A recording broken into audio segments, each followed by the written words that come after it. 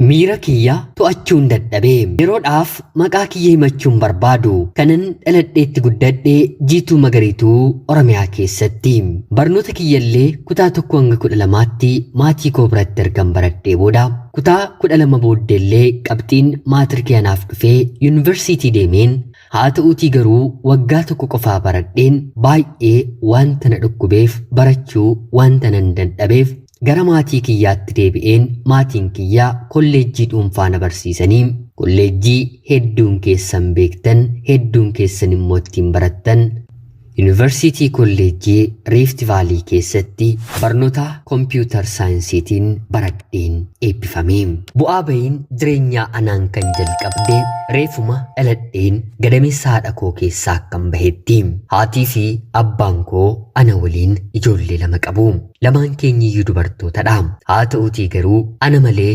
obboleettiin koo umrii waggaa tokko ol dachee kana jiraachuu hin dandeenye sababiin saammoo akkanadha barichi bara dhukkubni HIV/AIDS addunyaa kanarratti babal'ate keessumaa immoo biyyi keenyi akka Afrikaatti sadarkaa qabattee fi dhukkubni kun baay'ee tatamsa'ee ture maddi dhukkuba kanaa maatii keenyatti kan seenee haadha koo abbaa koo haa ta'u qulqulleeffadhee beekuu baadhus haa ta'uutii garuu lamaan isaaniiyyuu garaagarummaa baatii jahaatti bara 1991 umriin koo waggaa 4 yeroo guutuu addunyaa kanarraatii darbanii jalqaba kan boqote abbaa koodha itti aanuun immoo haadha koodha haatii fi abbaan koo anaan da'anii waggaa 2 booddee daa'ima lammaffaa obboleettii koo godhatanis haa ta'uutii garuu baay'ee dhukkubsattuu taate waggaa tokko erga isaan rakkistee booda addunyaa kanarraatii dabarte booddee mataa isaanii dhukkubsatanii mana yaalaa yeroo deeman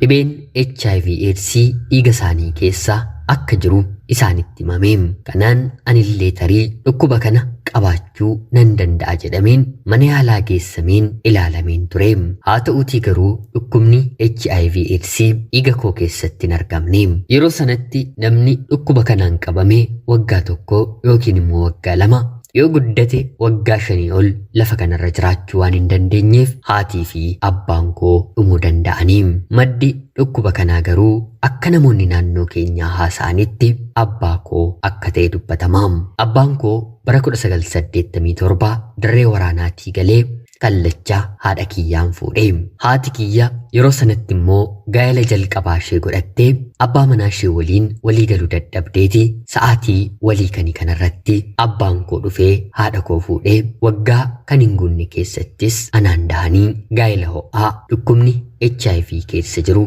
waliin jiraachuu eegalanii kanaan ganamni koo du'a maatii koo du'a obboleettii kootiin eegalee akkuma haati kiyya boqotteen adaadaan koo magaalaa Dirree Dawaa jiraattu obboleettiin haadha koo abbaa manaa ishee waliin anaan sin guddisanaan jettee daa'imummaatti baadiyyaa Wallagga keessaa na fudhattee deemte kan hin dhaladhe Wallaggaatti ta'us haa ta'uutii garuu kan hin guddadhe Harargee magaalaa Dirree Dawaatti Dirree Dawaan magaalaa bal'oo fi sabaaf sablammiin hedduun keessatti jiraatu jalqaba afaan Oromoo qofa beekeen qee warra koorraa adda bahus haa ta'uutii garuu ergan magaalaa Dirree Dawaa jiraachuu danda'ee afaan Amaariffaa fi afaan Somaaliffaa immoo xiqqoo yaaluu beekuu danda'eera kallacha adaadaan koos umriin koo yeroo ga'u mana barnootaa na galchite abbaa manaa isheedhaan abbaa koo jedheen isheedhaan immoo haadha koo jedheen ijoollee isaanii faana barachuu jiraachuun jalqabe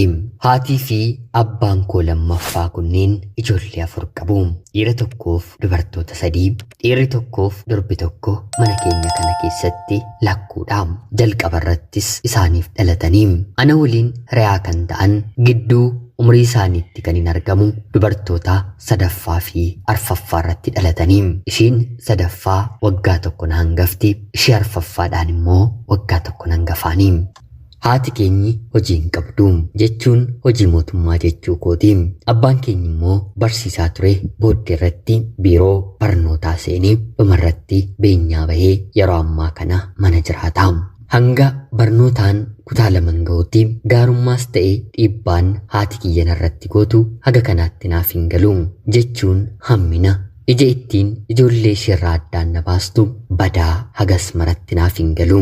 Adaadaan kiyya ijoollee isheef uffata yeroo bittu anaan uffata isaanii irraa hafe yookiin immoo cite suphitee mana ho'aa geessitee ho'itee anaaf kenniti. Nyaata duraan ijoollee ishee waliin waliif naaf dhiyaata. Gaafa ayyaanaa immoo maaddii tokkotti hundi keenyi bakka tokkotti nyaanna. Eegen kutaa lama gahee garuu nyaata erga isaanii fi ijoolleen ishee nyaatanii booda qofaatti golatti naaf kenniti. Wanti kun adaadaa koof gaarii ta'us haa ta'uutii garuu abbaan manaan ishee sababa kootii haadha manaasaa waliin walitti bu'uu kan jalqabe yeroo sanaa. Mucaan kun maal gooteetii ijoollee koorraa footaa isheenis dhalchuu dhaluu baannus wallaalaadha jedhee ishee mormaa. Haa ta'uutii garuu adaadaan koo hin fudhattu. Barnootaan qabxii gaarii sadarkaa gaarii kan argatu anadha. Haa ta'uutii garuu torbeetti guyya 2 yookiin 3 sababa uumtee ijoollee isheerraa na hambistee adaadaan koo mana na oolchiti. Booddee irratti immoo jabaadheen kutaa 5ffaa yeroon gahu adaadaan koo mana nyaataa xiqqoo eegaltee manni nyaataa sun milkaa'uu fi bu'aa qabeessa ta'uu fi baatus haa ta'uutii garuu baatii tokkoof bara kana barnoota hin baratu naan jetee addaan na kuchisiistee turte. Haa ta'uutii garuu hojiin rabbii namni nyaata harka isheerraa fayyadamuu waan na dideef baatii tokko booddee bu'aa buufachuu miti kan ittiin jalqabdeyyuu maallaqa jalaa fudhatee deemee hojii kana addaan dhaabdee anaan barnoota keetti deebi'inaan jettee barnootatti deebi'een barachuutti fufee. Adaadaan koo umurii ijoollummaa koo kanatti dhaam dhiibbaa xiinsammuu guddaa kan ani dagachuu hin dandeenye na keessa kaa'uun kan jalqabde. Karaa biraan immoo faallaa ishee abbaan manaan ishee dhiiga ana keessaa hin qabne haa ta'uutii garuu abbaa koo kan hin jedhu innis maqaa mataa isaatiin naa baafate raajii koo jedhee yeroo hundaa qixa ijoollee isaatiin otoo hin taane ijoollee isaatiin oliin jaalala naaf kennee na ilaalaa na guddisee. Ayyaanni yeroo gahu haati manaansaa yookiin immoo adaadaan koo anaaf uffata akkanaaf hin binne ni beeka. Kanaaf ijoollee isaaf dhiisee anaaf naaf bitee dhufa. Baran kutaa 7ffaa baradhu akka tasaa ta'ee adaadaan kiyya uffata ijoollee isheef otoo hin bitiin haftee isheen bituun ishee waan hin oolleef jedhee abbaan koo immoo anaaf bitee dhufa. Kun ammas walitti bu'insa guddaa sababa kootti mana keenya keessatti uume. Akkam ijoollee keef dhiistee intala kanaaf bittaa kan jedhuuni.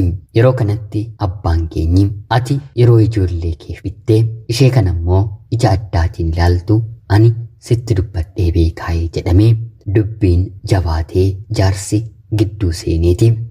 Inumaa dhiiga keef baga goote jetta malee maaf goote jedhamtaayee jedhamtee adaadaan koo komatamtee jaarsa gidduutti qaanoftee deebite.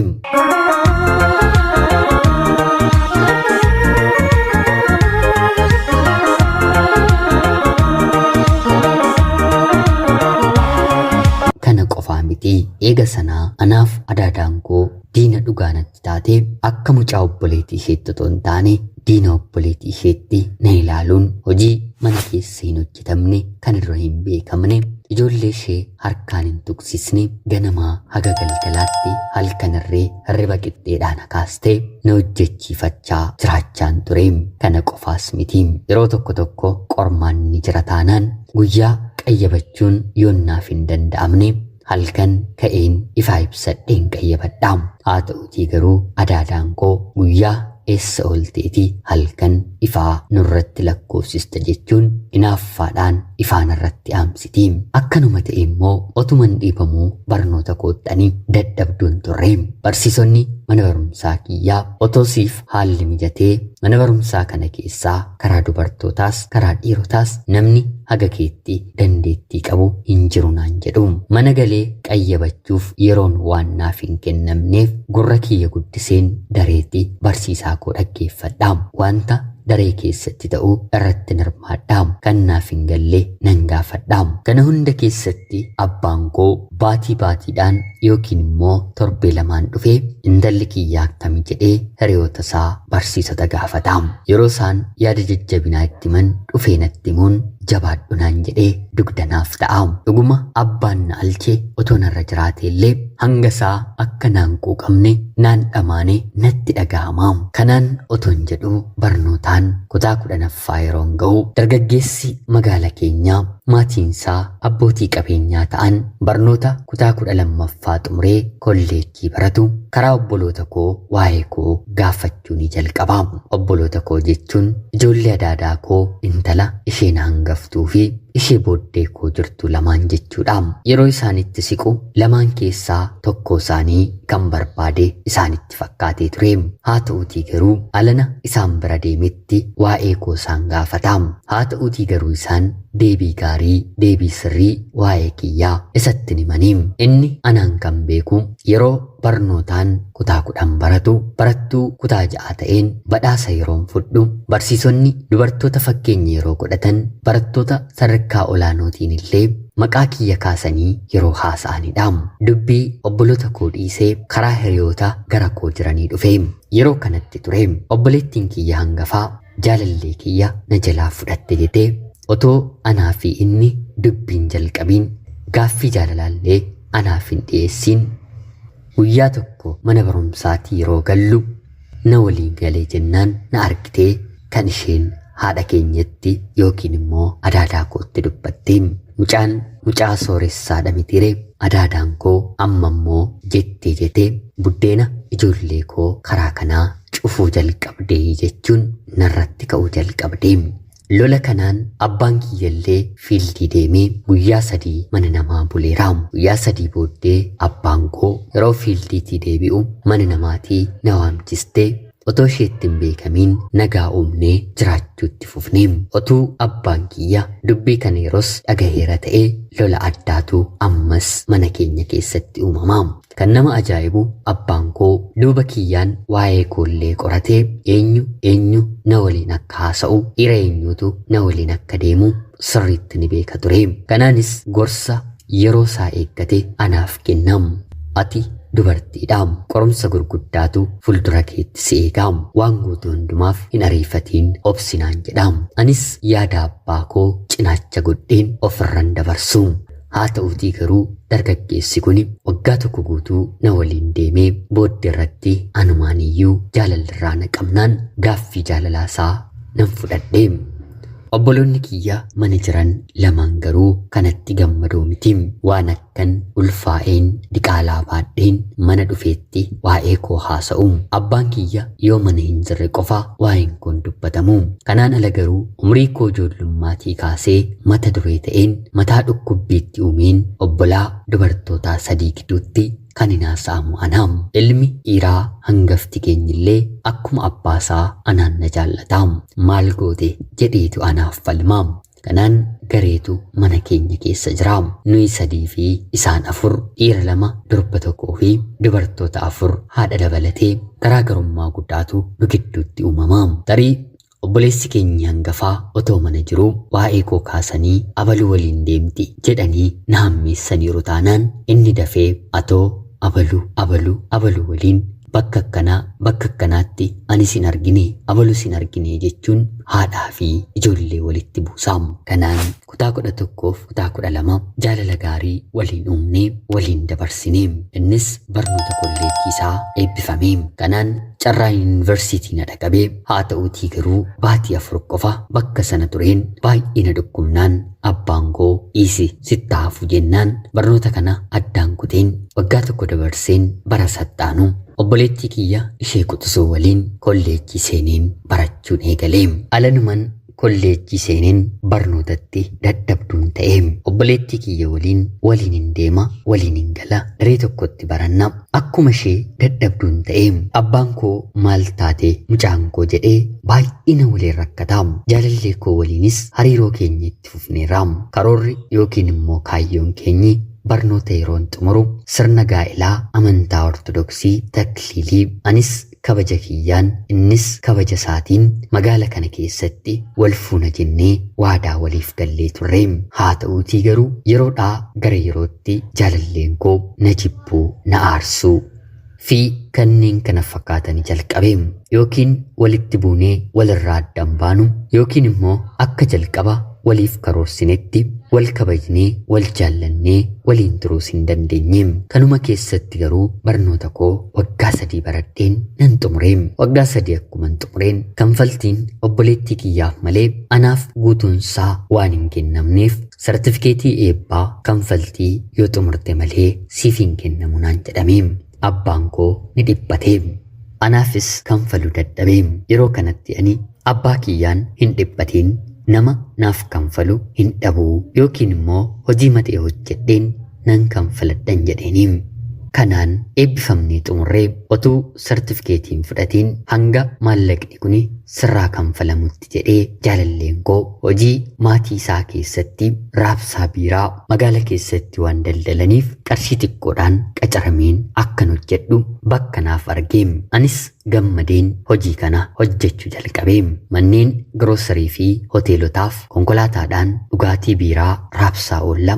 Hojiin kiyya konkolaataa irra taa'een maallaqa walitti funaanuudhaan kana gidduutti baatii tokko hojjedheen maallaqan argadhe kanfaltii kolleejjii kanaa yeroon kanfalu jaalalleen kiyya argeem. Kana dura isatti sinaasofneen tureem. Barnoota gara biraa jalqabde moo yeroo naan jedhu lakkii kan duraayyuu kanfaliin hin xumurree jedheen yeroon deebisuu fi tole san immoo taanaan hagamidha jedhee deemee gaafatee kanfaltii anarra jiru sana narraa kanfaleem. Ammas waliin jirra garummoo hariiroon jaalala keenyaa nagaa kan qabu mitiim. Kanfaltii kana naaf kanfalee torbee booddee lamuu lammataa ija kee arguun barbaadu naan jedheem. Anis maalin balleessee hanga kanoo gaariis hamaas waliin dabarsineerraa atis obsitee na eegdeettaa amma yoo feete na fuudhuu dandeessaa yeroon jedhuuni sin barbaadu naan jedheem. Miira kiyyas to'achuun dadhabeem. Ofii wallaaleem. Waantan jedheef waantan dhiise hin beekuum. Haa ta'uutii garuu inni ana biraa deemee daqiiqaawwan muraasa booda gaggabeen hospitaalatti of argeem. Yeroo kana ana bira kan ture konkolaachisaa qacaramee ana waliin hojii maatii isaa kana hojjetudhaam. Hospitaala galeen hanga guyya lamatti kutaa IC jedhamu keessaa bahuu hin dandeenyeem. Maatiin kiyya hundumtuu dhagahanii na waliin hospitaala bulaniim. Sanaan taatee kana booddee jaalalleen kiyya kuni obboleettii kiyya ishee hangafaa waliin hariiroo akka inni eegale nan arges nan dhagayeesiim. Yeroo kanatti na jajjabeessuuf namaddii kan dhufe haala kiyyas ijaan kan beeku konkolaachisaan kun dhiisii siifis waaqayyo jira jedhee na jajjabeesse. Abbaan kiyya waa'ee jaalalaa maatii keenya gidduutti uumame dhagahee kuni abaarsa malee dhiirri tokko obbolaa lamaaniif jaalalleen ta'u jechuun intala isaa sababa kootti loleem. Haa ta'uutii garuu aariisaaf animmoo jaalala konkolaachisaa sana waliin nan eegaleem. Anaanis konkolaachisaa sanas hojiin hojjennu kan maatii isaati mitiree hojiirraa nu ariisiseem. Mana keenyallee obboleettii koo qabatee dhufuu jalqabeem. Kana laaluun waan natti ulfaateef konkolaachisaa hojiirraa ari'ame kanaan maaloo mana kana keessaa na baasii har'aan booddee maatii koo waliin jiraachuun barbaaduun jedheeniim. Hojiin qabu haa ta'u jedhee maatii isaarraa adda bahee mana kireeffateen beeku yeroo hojii gadhiisetti maallaqa qabuun mana kireeffatee na waliin jiraachuu eegaleem. Obbolaa koo fi hiriyoota isaanii hiriyoota koo biratti nama kolfaana godhaniim. Mucaa inni sooressi ishee dhiisee obboleettii ishee jaallatee kan jedhamu odeeffameem. Yeroo sanaaf dubbii kana otoo hin taane qalbii kiyya tasgabbeeffachuutu waan na tureef jaalalleen koo hojii gara biraa barbaadee konkolaachisummaa argatus haa ta'uutii garuu amala konkolaachistootaa gaa'ela keessatti qaban waan hin beekuuf lakki kanaan booddee hojii gara biraa hojjedhu jedheen isa dideeniim. Innis ogummaan qaboo kanadhaa waggaa baay'een hojjedhee hojii maaliin hojjedhaa jedhee yeroo na gaafatu waa fedhe haa ta'u hagabuu koollee mana kanatti hin du'a malee ammaa kaastee konkolaachisummaatiin nan jiraachistuun jedheeniim. Baatii 4 lafa taa'eem. Hiriyoota isaarraa maallaqa fudhachaa maallaqa liqeeffachaa tureem. Dhumarratti waan fuunu waan nyaannu waan dhugnu yeroo dhabnu anis hojii argachuu waan hin dandeenyeef yoo konkolaachisummaa argatteeyyuu hojjedhu na waliin sammuun kee tuqamee. Haa ta'uutii garuu yeroo rakkinaa waliin dabarsine kana yoomiyyuu waliin hin dagannu jedheeniim. Innis tole jedheem. Kana gidduutti abbaan koo rakkina nuti keessa jirru beekee akka jaarsaatti jaarsummaa ergeen otoo san kabachiisiin mana koo dhufee qarshii 10,000 bakka inni fide hin beeku naaf kenneem. Amma immoo deebiseen jaalallee koo yookiin immoo abbaa manaa kootiin maallaqni argameera kun baatii muraasa waan nu ga'uuf hojii konkolaachisummaa hin hojjettu jedheeniim. Maallaqittii kanaanis baatii muraasa waliin turre. Baatii muraasa erga waliin turree booda hiriyaansaa tokko suuraa kaasuu shaakalchiisee mana suuraa isaa keessatti abbaa manaa koo qaxaree. Anaaf immoo baatii 2 booda manuma suuraa kana keessatti bakka tikkeettiin muramu kan kana dura hojjettu gadhiistee jennaan mana oolurraa bilisaaniyyuu nan hojjedha jedheen abbaa manaa koo waliin hojjechuu jalqabe. Hiriyaan abbaa manaa koo kun maallaqa xiqqoo naafis shallagee lamaan keenyi hojii kana argannee hojjechuu jalqabne. Kana gidduutti ture baruma kana akka tasaa ta'ee carraan deebii mana suuraa kana keessatti ni guutama. Anaa fi abbaan manaa koos maafii yaallu jennee akkuma tasaa goonee waggaa tokkoof baatii 4 mana suuraa sana keessa hojjennee. Waggaa tokkoof baatii 4 booddee carraan keenyi eessa yoo ta'e gaariidha biyya Ameerikaa deemu. Piroosesiinis waliigalaan baatii 8 nutti fudhate. Waggaa 2 keessatti Rabbi seenaa keenya jijjiiree kunoo har'a ispoonsarri nuti argannillee yeroo dheeraadhaaf hanga hojii argannutti nu danda'ee amma bobbaanee biyya Ameerikaa keessatti daa'imallee godhannee seenaa jijjiiree waliin jiraachaa jirra. Abbaan koo beenyaa baheera. Haa ta'uutii garuu mindaa inni hojii irraan argatu ol isaaf ergaa gammachiisaa obboloota koo kaleessa diina natti ta'anii carraa kanaatiif sababa naaf ta'anillee akka obboloota kootti ilaalaa nagaa uumeen hundumaa waliin jiraachaa jira. Jaalalleen koo waggaa dheeraa obboleettii koo siin fuune ofii maqaan isheetti badee dubartii gara biraa fuudhee gaa'ela dhaabbatee. Rabbiif galanni haa ta'u. Anis jireenya gaarii keessa jira. Oolmaasaa garuu wanta gaarii waan hedduu naaf ta'e waan na tureef dagachuu hin danda'u.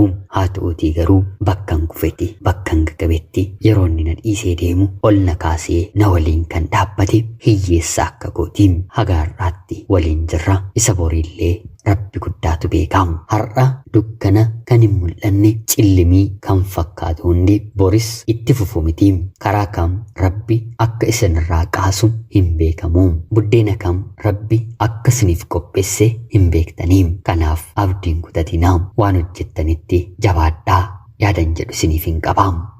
Abbaa keef Rabbi umriif dheeraa siifaa kennunaaf jedhaam. Ani obboleettii keessan biyya hambaarraatiin ulfaadhaa nagayaatti galatoomaa.